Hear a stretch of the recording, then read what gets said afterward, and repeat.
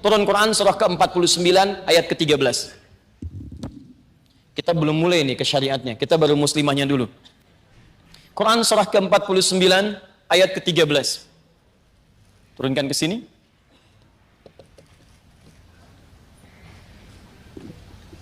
Ya ayyuhan nasu, inna khalaqnakum min dzakarin wa untha. Hai manusia, kami ciptakan kalian keturunan Adam, ada laki-laki, ada perempuan.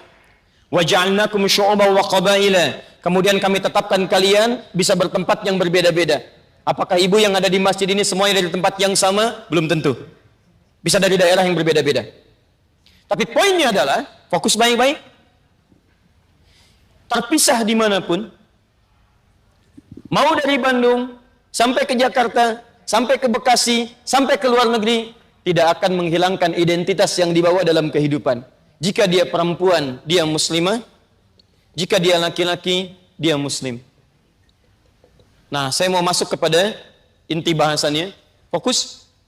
Tapi ibu jangan lupa, saat manusia pertama diturunkan, ada satu makhluk yang berjanji kepada Allah akan menyimpangkan semua anak keturunan Adam dari nilai-nilai keislaman.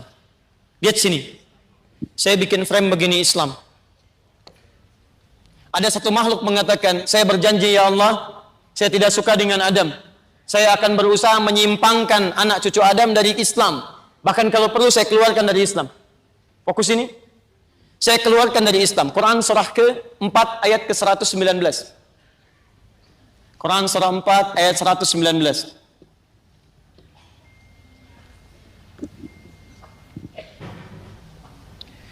Makhluknya disebut dengan setan.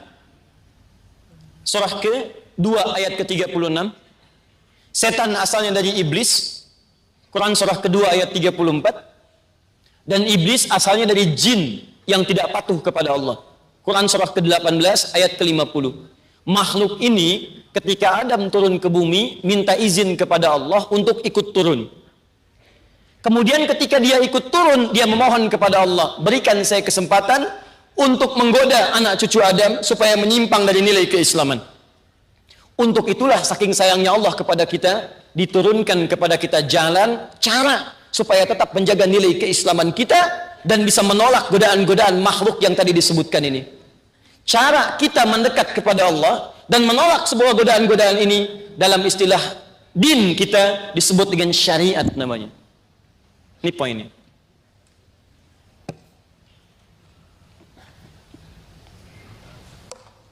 Pelan-pelan. Cara kita untuk menjaga nilai keislaman dan menolak godaan-godaan yang datang dari setan, karena hati-hati Bu ya, nanti kita kalau bahas dengan detail 10 menit ke depan kita akan temukan ternyata tanpa disadari banyak setan berkeliaran di seputaran aktivitas kita, terutama di seputaran aktivitas ibu. Tahukah ibu bahwa setan melekat pada pembicaraan setiap perempuan? Tahukah ibu bahwa ada setan yang melekat di rumah? Ada setan yang datang ke masjid? Ada setan yang menggoda saat ibu berwudu. Ada setan yang masuk ke rumah tangga ibu, yang tugasnya memecah belah kehidupan rumah tangga. Di setiap lini kehidupan manusia, ada setan di dalamnya untuk memalingkan kita dari nilai keislaman. Saking sayangnya Allah, setiap manusia mesti menjaga nilai keislamannya dan terbebas dari godaan setan. Maka diturunkan cara untuk menjaga keislaman itu, caranya disebut dengan syariat namanya. Pelan-pelan. Caranya disebut apa? Syariat. Saya tuliskan di sini syariat. Asal katanya dari kata syara'a. Syara'a. Jalan yang luas. Jadi kalau ibu tanyakan, di depan itu jalan apa ya? Menuju ke Masjid Agung Trans Studio. Saya katakan, ayu syari' fil amam. Syari', jalan yang luas. Kalau terkait dengan manusia, disebut dengan syari' namanya.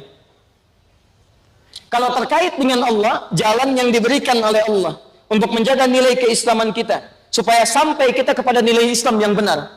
Ibu tahu jalan ke sini, sampai ke sini dengan mudah. Ibu tidak tahu jalan keislaman, bagaimana kita menjaga nilai keislaman kita sehingga sampai kepada Allah dengan cara yang benar. Maka cara menuju Allah dengan cara yang benar, mempertahankan keislaman kita, itu yang disebut dengan syariat namanya. Syariat.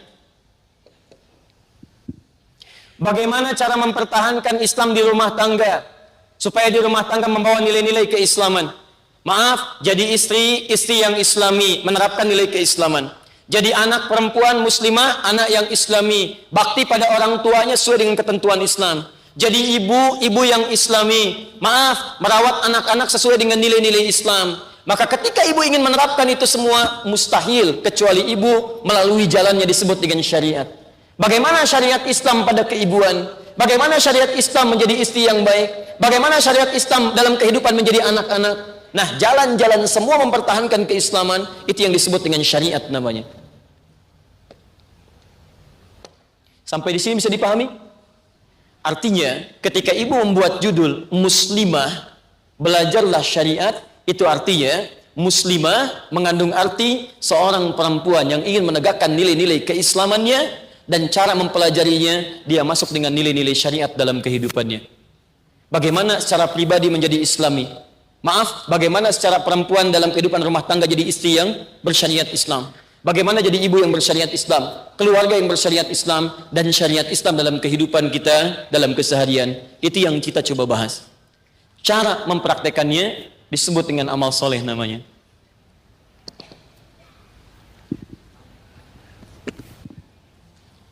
Tahan.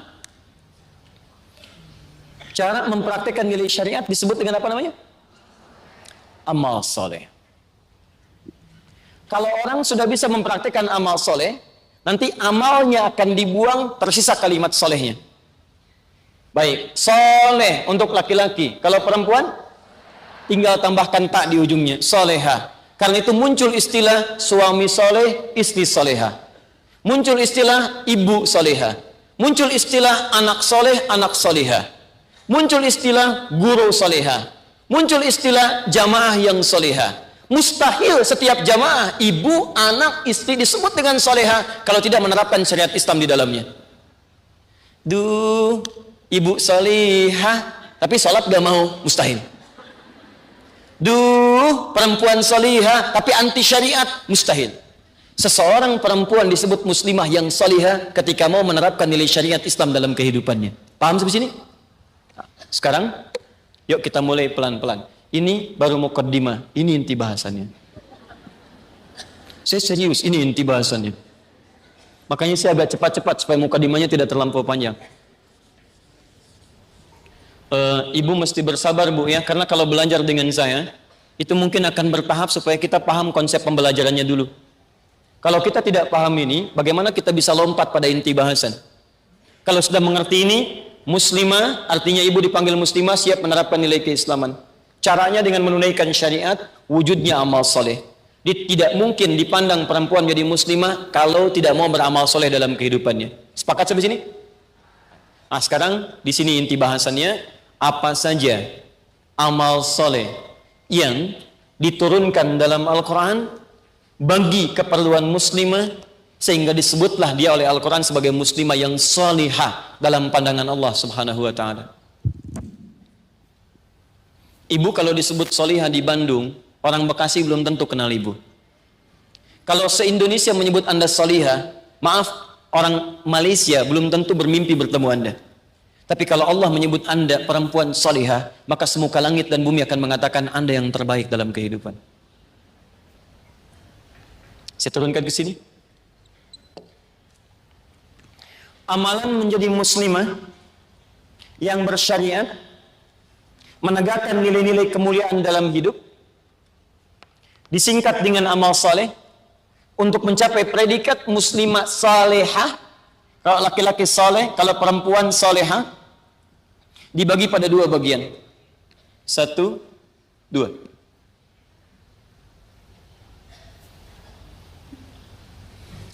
Satu, ada amalan yang saat dikerjakan setara nilainya baik laki-laki ataupun perempuan. Di amalannya serupa, tidak dibedakan antara laki-laki dengan perempuan. Ini disebut dengan kesolehan standar. Jadi laki-laki mengerjakan, perempuan juga mengerjakan. Bentuknya ibadah ritual. Secara cepat. Bentuknya ibadah ritual. Contoh, salat. Salat. Saya tanya pada ibu sekalian, laki-laki salat tidak muslim? Perempuan salat tidak? Artinya, kalau ada seorang mengaku muslim, seorang mengaku muslimah, ingin disebut muslim yang saleh, muslim yang bersyariat, muslimah yang soleha, muslimah yang bersyariat, maka salah satu tandanya adalah dia mau mengerjakan nilai syariat, bentuknya amal soleh. Contoh pertamanya salat. Ibu masih ingat tadi, ketika seorang masuk Islam, ada apa yang ia bawa dalam dirinya? Iman. Perhatikan, ketika ibu menemukan kata-kata ini di Quran, ingat ya urutannya. Satu, iman. Kedua, ad-din. Ad-din itu Islam. Kemudian muncul amal soleh. Setiap disebutkan kalimat ini akan selalu bersanding dalam Al-Quran. Contoh, ibu tidak akan temukan kalimat iman di Quran kecuali bersanding dengan amal soleh. Walas innal insana lafi khus illal ladzina amanu wa amilus solihat. Sekarang apa contoh amal solehnya? Ada yang rata dikerjakan oleh setiap mukmin dan mukminah, muslim dan muslimah. Contoh, kalimat iman pertama di Quran, surah kedua Al-Baqarah, ayat yang ketiga. Alladzina yu'minuna bil ghaib. Alladzina, orang-orang yang beriman itu, mau laki-laki mau perempuan. Kalau disebutkan alladzina berarti mencakup laki-laki dan perempuan. Disebutkan 1080 kali dalam Al-Quran. Alladzina, laki-laki dan perempuan. Baik, yang puasa Ramadan laki-laki atau perempuan? Dua-duanya, muslim dan muslimah. Karena itu ketika dipanggil menggunakan alladzina. Quran surah kedua ayat 183, paling kiri sebelah atas. Ya ayyuhal ladzina amanu. Hai orang-orang yang merasa punya iman, mau laki-laki mau perempuan, mau muslim mau muslimah, kutiba alaikumussyam. Kalimat iman pertama, Al-Baqarah ayat ketiga, alladzina, mau laki-laki, mau perempuan, mau muslim, mau muslimah. Alladzina yu'minuna bil ghaib wa yuqimunas shalah. Salat. Amalan setara antara muslim dengan muslimah. Salat. Tidak disebut perempuan muslimah kecuali dia buktikan keislamannya lewat salat. Tidak disebut perempuan bersyariat kecuali kalau mau salat. Makanya kalau ada yang mengaku muslimah, diajak sholat dia tidak mau, ada yang salah pada dirinya. Ajakan sholat itu azan. Allahu Akbar, Allahu Akbar. Hayya ala sholat. Yuk sholat. Ketika Allah ngajak sholat, Allah nggak butuh dengan sholatnya. Cuman kita yang membutuhkan diri untuk menampakkan kepada Allah, saya muslimah ya Allah. Makanya kalau ada muslimah menolak azan, muslimah anti azan, muslimah tidak mau sholat, ada yang salah dalam identitas keislamannya. Kidungmu lebih merdu daripada suara azan itu.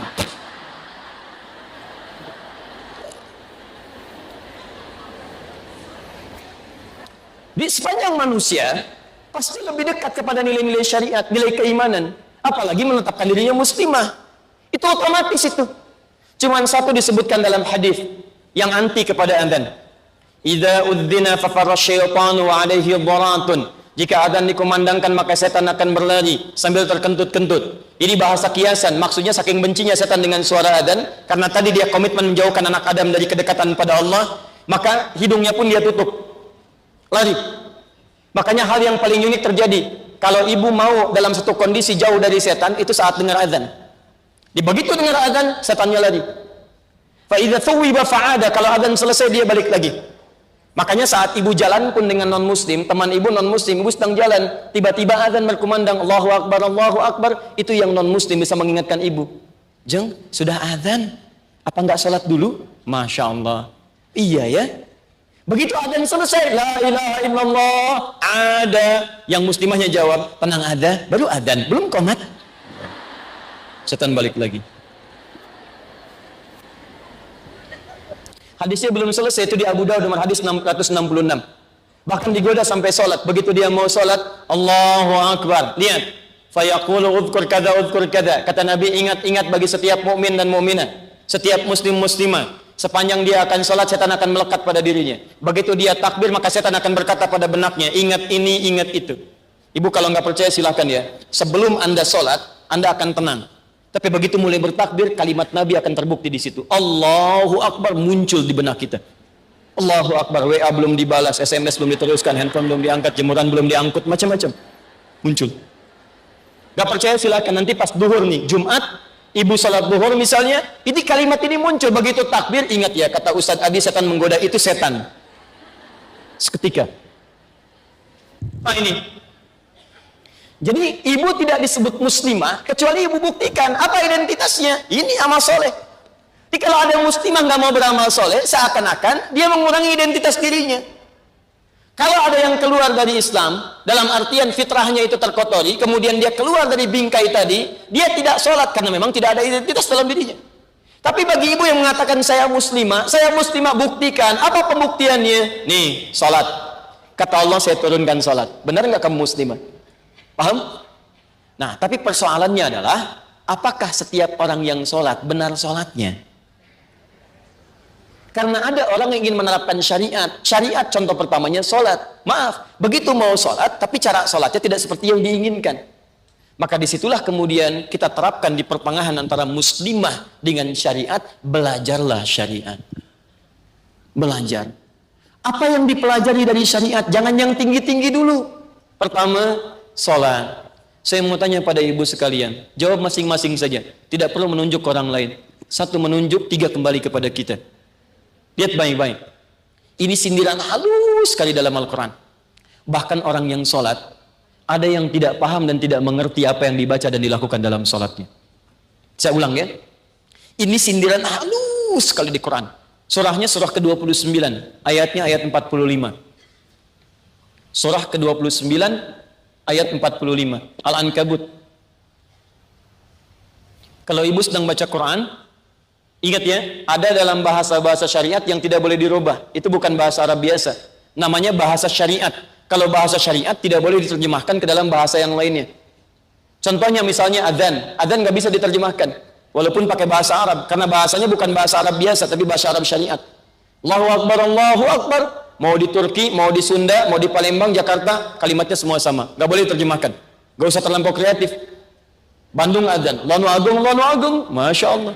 Betawi adzan, Tuhan gua gede, Tuhan gua gede, kan nggak bisa. Sama Allahu Akbar, ya, dari Chicago, Chicago sama semua. Rata. Quran juga sama, ingat jangan pernah menerjemahkan nama-nama surat dalam Al-Quran karena kesannya akan berbeda. Ukhti, lagi baca surat apa? Surat semut, An-Naml. Kamu apa? Sapi betina. Main. Ustadz tadi surat apa? Laba-laba. Gak ada. Nanti orang muncul spider gitu ya, tidak. Surah Al-Ankabut ayat 45. Perhatikan. Ini baru contoh ya, supaya kita ambil dengan sangat detail. Jangan bicara yang tinggi-tinggi dulu. Ibu bicara yang tinggi-tinggi, sholat tiap hari dikerjakan gak paham-paham isinya. Utslu ma uhiya ilaika minal kitab. Ini pesan Quran. Utslu, sebelum sholat dilakukan, baca dulu. Saya kan pernah pesankan pada ibu, masih ingat di pertemuan jumpa kita pertama? Kalau kita kajian lagi, ibu usahakan bawa mushaf. Supaya nanti ada kebersambungan antara uraian dengan apa yang ibu lihat. Sekarang cek Quran surah 96 ayat 1. Quran 96 surah apa? Al-Alaq. Wahyu pertama turun apa bunyinya? Iqra. Apa artinya Iqra? Bacalah. Baik. Lihat di mushaf. Iqra terjemahannya bacalah. Sekarang buka Quran surah 29 ayat 45. Utslu terjemahnya sama. Bacalah.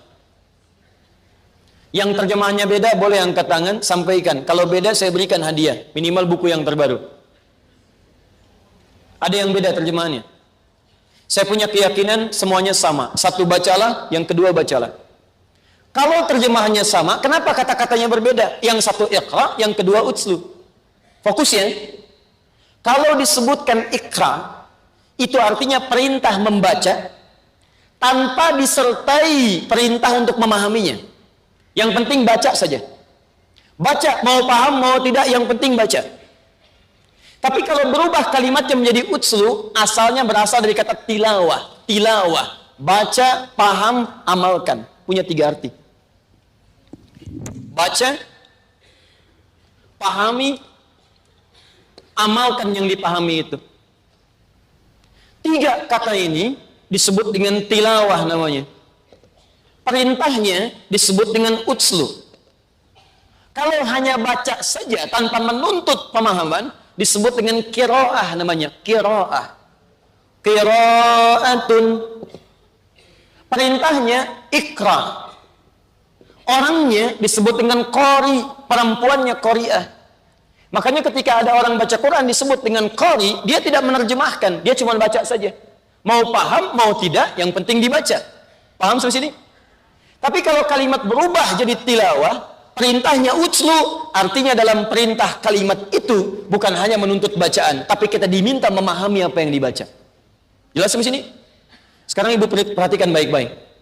Dalam perintah sholat, kalimatnya bukan menggunakan ikra, tapi utslu.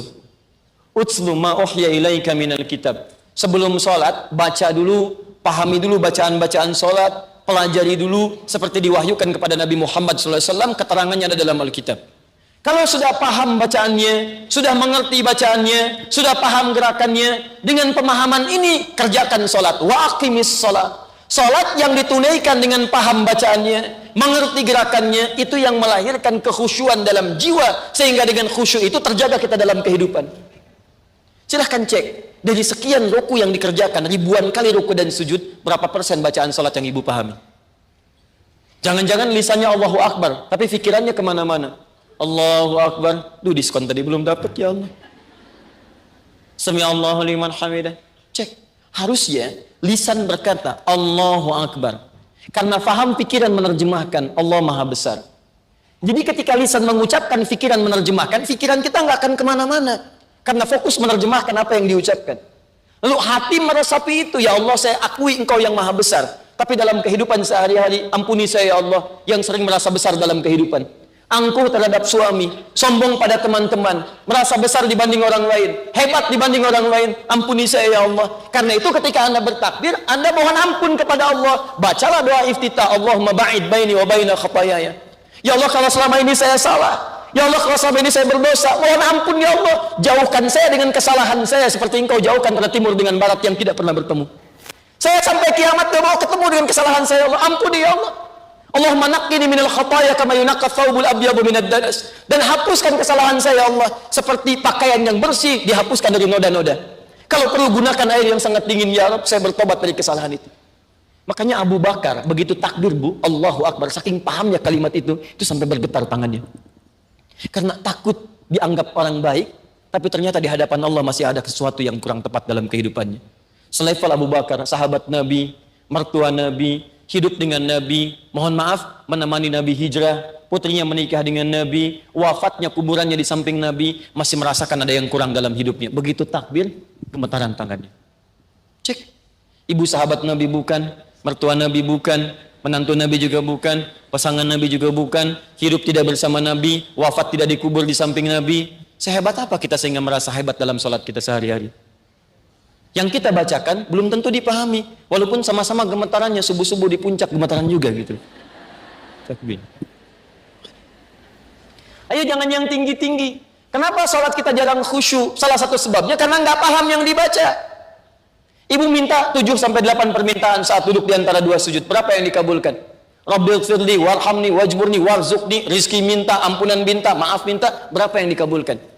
Jangan-jangan nggak terkabulkan bukan kurang lengkap doanya, kurang khusyuk bacanya. Itu poinnya. Dan saya sudah pernah terangkan awal saya datang ke Bandung dari Al-Murabbi. Itu dari bacaan sholat dan gerakan dari awal sampai akhir, itu ada maknanya. Ada maknanya dan indah sekali. Ini bagian pertama. Nah ini saya ambil contoh cepat saja, saya tidak jelaskan detail untuk gambaran saja. Dimaksud saya, kalau ibu nanti pulang dari sini, mohon maaf ya, kumpul lagi dengan teman-teman di majelis ilmu yang lain, saya mohon ibu coba bikin kurikulum yang sesuai kebutuhan ibu. Pertama, ayo jangan jauh-jauh, jangan tinggi-tinggi dulu. Misal, belajar fikih sholat, bikin kurikulum berapa pertemuan, dari mulai takbir sampai dengan salam. Ini maksudnya apa? Kenapa berdirinya mesti tegak? Kenapa kakinya sejajar dengan bahu? Kenapa tangan kanan menutup punggung yang kiri? Kenapa takbirnya sejajar begini? Kenapa ada yang begini? Kenapa yang punggung ini cuma 3 posisi saja? Yang telapak yang ini menutup punggung yang kiri seperti ini. Ada yang kedua, yang pergelangan bertemu dengan pergelangan, begini. Tapi harus langsung ya, tidak diukur dulu. Allah. Ya. Kenapa tidak boleh sampai sini? Itu ada maknanya. Kenapa ruku sejajar seluruhnya? Kenapa saat sujud 7 anggota badan tapi yang ditunjuk itu hidungnya? Ada semuanya sampai selesai. Dan tahukah ibu? Perhatikan baik-baik. Innas salata tanha anil fahsya'i wal munkar. Kalimat ini dibuka dengan ayat tadi. Utslu ma uhiya ilaika minal kitab. Jikalau salat kita benar, paham isi salat, maka isi salat itu akan menjaga kehidupan kita terbebas dari perbuatan keji dan munkar. Sekarang pertanyaan besarnya, maaf, dari semua orang muslim yang sholat, muslimah yang sholat, berapa yang terbebas dari perbuatan keji dan munkar? Fahsya, itu keburukan yang bersumber dari syahwat. Maaf, pornografi, porno aksi, LGBT, kata-kata jorok, gosip, itu fahsya.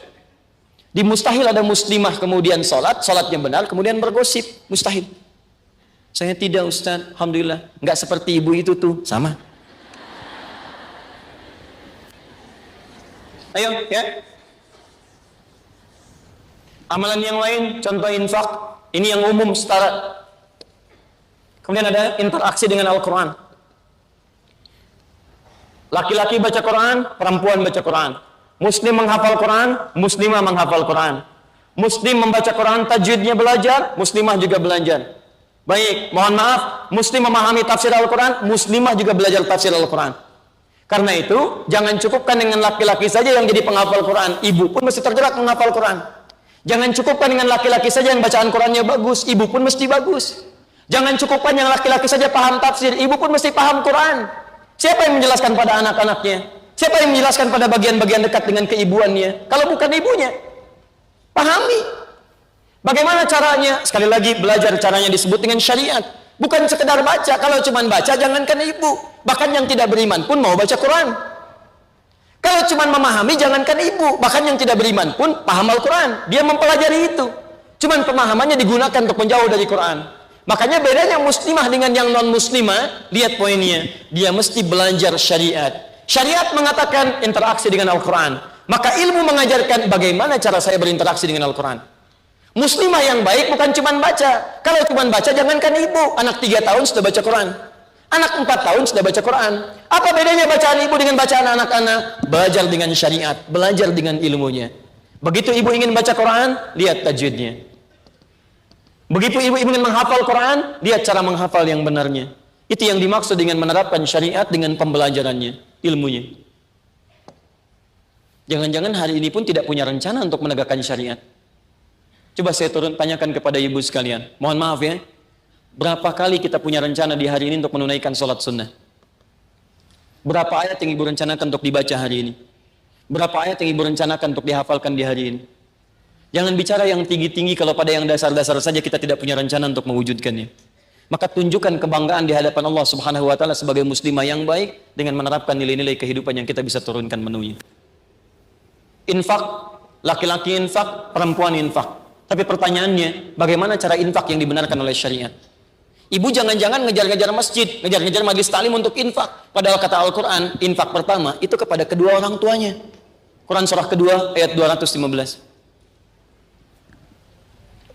Quran surah 2 ayat 215. Paling kanan sebelah bawah. Yas'alunaka madza yunfiqun. Mereka bertanya kepadamu Muhammad apa yang harus diinfakkan. Qul ma anfaqtum min khair. Katakan kalau mau infak berikan yang bagus-bagus. Kepada siapa? Maaf, satu lil walidain, kepada kedua orang tuanya. Ibu susun majlis taklim, kemudian berikan tagar, siapkan infak terbaik. Pertanyaannya, ibu infak kemana? Lihat urutannya.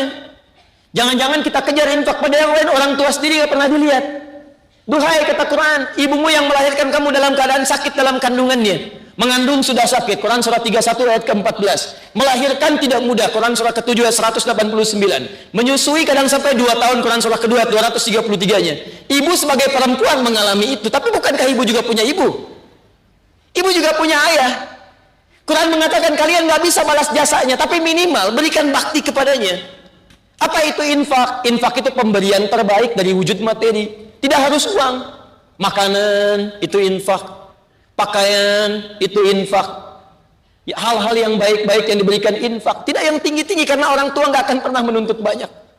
Demi Allah saya katakan, ibu beli mangga 3, bagi 1 dengan ibu, berikan 1 kepadanya, itu kegembiraannya luar biasa. Begitu mangga 1 diberikan, ridhonya turun, Allah menurunkan ridhonya kepada ibu. Itu yang memudahkan jalan kehidupan. Coba cek, jangan-jangan kita menerapkan sesuatu, tapi prioritasnya tidak ada. Setelah orang tua, wal aqrabin, kerabat terdekat. Setelah kerabat terdekat, siapa lagi? Wal yatama, anak-anak yatim. Wal masakin, orang-orang miskin. Setelah itu wabis sabil, orang yang kesulitan di perjalanan. Baru turun yang lainnya. Ada majlis ilmu, ada ini, ada itu, dan sebagainya. Dan poinnya luar biasa. Pertanyaannya, dari semua orang infak, apakah infaknya sesuai dengan syariat? Dari semua orang sholat, apakah sholatnya sesuai dengan syariat? Dari semua orang yang berinteraksi dengan Al-Quran, apakah sesuai dengan syariat? Ibu silahkan cek. Tidak pernah ada orang hidup di masa Nabi masuk Islam kecuali baktinya maksimal kepada kedua orang tuanya. Hubungannya baik dengan kerabatnya. Bacaan Qur'annya, interaksinya luar biasa bagusnya. Dan apa yang Allah berikan kepada mereka, nanti saya berikan rahasia di akhir pertemuan kita. Begitu benar-benar dipraktekkan syariat dalam kehidupan, maka Masya Allah, semua profesi apapun yang dijalani, sukses dan bahagia kehidupannya. Waktu saya tinggal 30 menit untuk uraian, dan kita berikan 30 menit untuk diskusi. Sekarang saya masuk pada intinya. Kalau ini baru laki-laki dan perempuan. Sekarang pertanyaannya, apa kekhususan bagi perempuan yang tidak ditemukan di laki-laki dan dengan itu mempercepat jalannya untuk menuju surga Allah Subhanahu wa taala?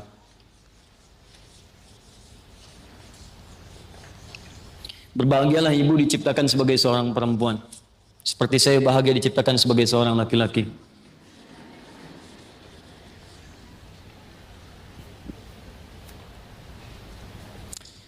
Bismillah. Sudah.